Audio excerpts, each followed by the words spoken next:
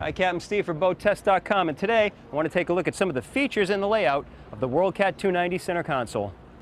We start with this expansive walkthrough in between the twin Suzuki 250 4-strokes.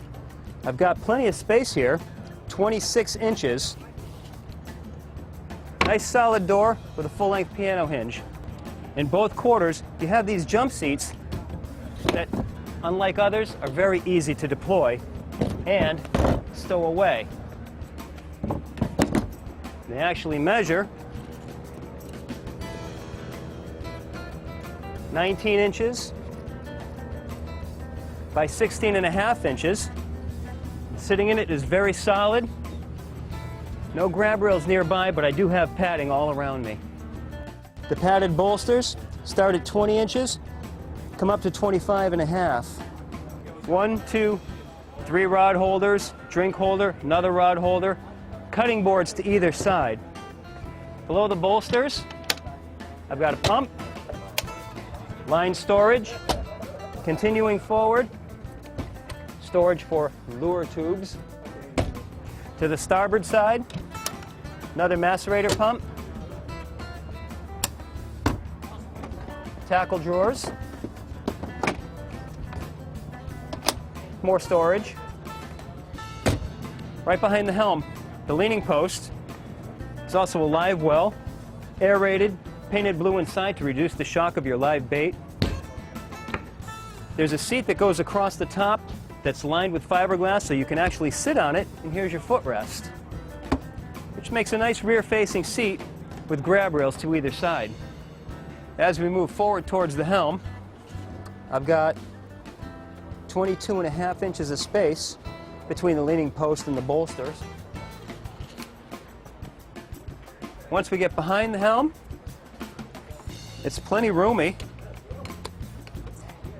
The footrest lets you get up nice and high, still keep the bolsters up, and I've got great control, good visibility, and easy access to the throttles. Putting the bolster down, I've still got good visibility. My feet are planted nicely on the footrest. The switch layout is orderly. I like having the horn off to one side and colored red. Circuit breakers right above the switches. To port of the switches, engine monitoring gauges. Up overhead, I've got additional electrical,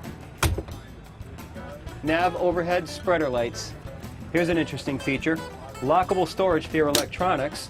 The cover comes right off and stores inside the center console, and you've got plenty of open real estate for mounting your electronics of choice. This space measures 32 inches across, 11 inches high. The overhead is supported by a rectangular aluminum brace, and it gives you the full 23 inches of space to walk up to the bow. As you get at the helm, the support gives you a little bit of blockage.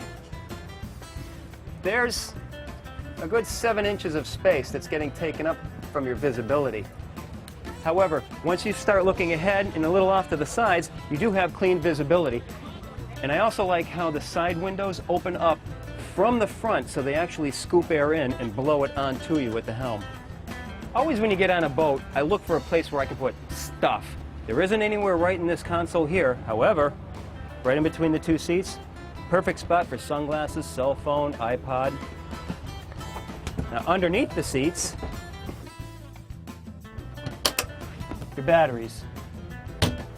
Under your footrest, more storage, and you'll notice it drains. On the side decks, you have matching fish lockers.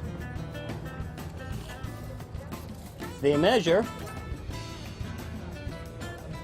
14 inches deep, 18.5 inches across, 55 inches front to rear. Now they're not macerated. There's actually a diaphragm pump, which is a lot more reliable than a macerator. Macerators tend to clog, the diaphragm pump won't. Notice the fit and finish, how the lid is gasketed all around, held in place by a full-length piano hinge, gas assist strut, gel-coated interior. You've got a drain at the bottom for the diaphragm pump, and there's a channel going all the way around where the lid will seal up against, and at the aft end of it, a drain. Your side rod storage goes into the bulkhead 6 inches, and at the forward part, 14 inches, for a total of 20, and revealing 53. So storage for 73-inch rods. On both gunnels, you've got pop-up fender moorings, pop-up cleats, 8 inches. There are 2 independent gas tanks on this boat. Each one holds 125 gallons. So your 2 outboards not only have independent fuel systems, they have independent electrical systems. That's get-home reliability. Now, you can't knock the utility of a catamaran. You have no bow coming to a point, so it's wide open, and you've got storage everywhere. 2 massive fish boxes, again with the nice fit and finish that we've come to see already.